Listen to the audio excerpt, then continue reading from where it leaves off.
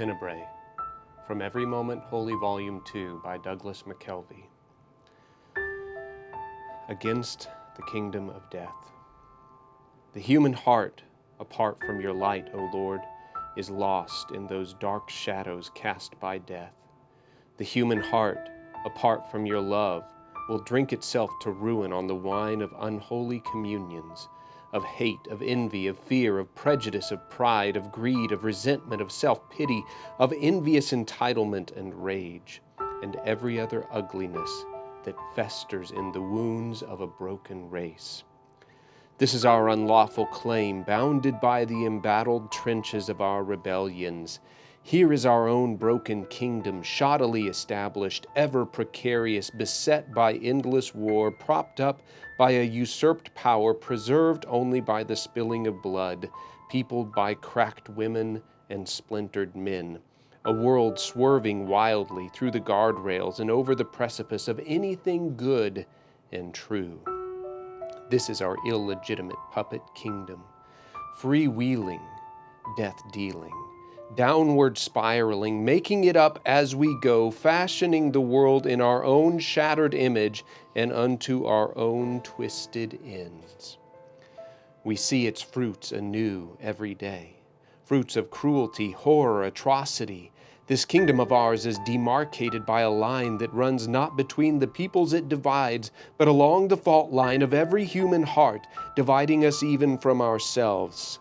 Pressed together we writhe and seethe and teem with chaos and disorder, debased as dogs, scrabbling for scraps, but blind enough at the same time to somehow still believe ourselves above all rightful authority, insisting against all evidence that we will, by our strength, our intellect, our goodness, our inevitable progress, build some better Babel apart from you, O God.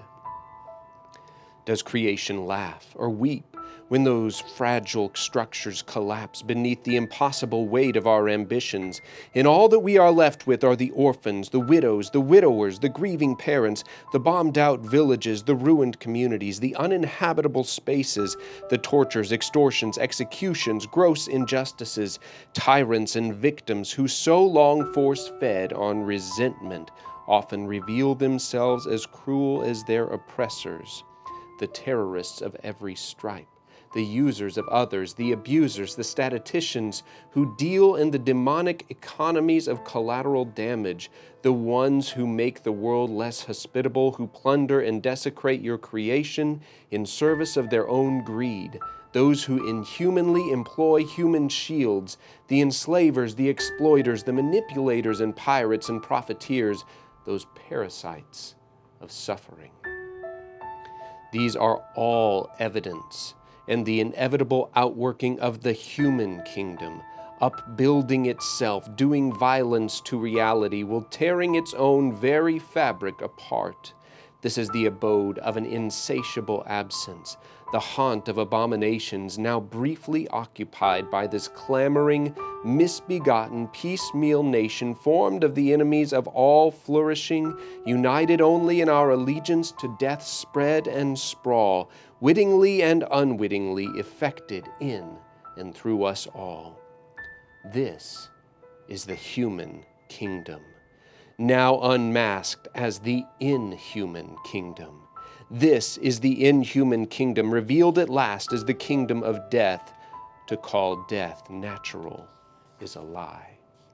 To spin it as but one more spoke upon a wheel of life is to ignore the groaning cry of all your creatures, O Christ. Death is a catastrophe, an obscene enemy, a poisoned arrow piercing the eye of creation, twisting history and nations, bereaving lovers, warping the constellations of community, of family, of flourishing.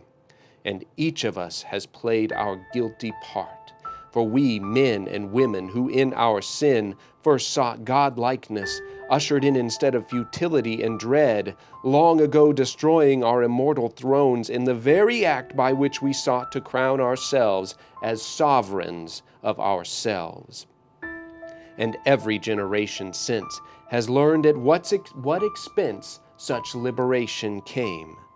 Death is the rock upon which every raging wave of human pride is dashed and proven impotent and tragicomic. Like runners stumbling at the starting gun, snapping bone and tumbling face first into mud, we have lapsed absurdly short of the glory of God, distorting each facet of the divine image we were given to reflect. We have twisted those glories first displayed in us into the debasement of a billion idolatries, tyrannies, and pornographies, until we are finally and hopelessly imprisoned in the twisted pilings of our own wrecked innocence. What we now call life is rife with sickness and death, a world where each of us must learn to make the best of these hollows, bereft of ones we loved, a squalid shanty town of tattered souls whose ragged holes are visible, however desperately we try to hide our insufficiencies, even from ourselves. And when the darkness parts just long enough that for an instant we perceive our monstrous need, the horror of the things we have become and done and left undone, held up against the light of God, reduces us, deluges us, enrages us, or breaks our hearts and drives us to despair. For the settling weight of such a great conviction is more than we can bear. To see ourselves defined in stark relief, too wretched, enslaved, and powerless to effect our own release or absolution. Where, then, is our hope, if we have hope at all? Who will rescue us now from this kingdom of death with which we have been so long aligned? These toxic roots and thorny vines in which we've grown so desperately entangled, so deeply intertwined in deed and heart and lineage and mind. Have we no hope? Where is our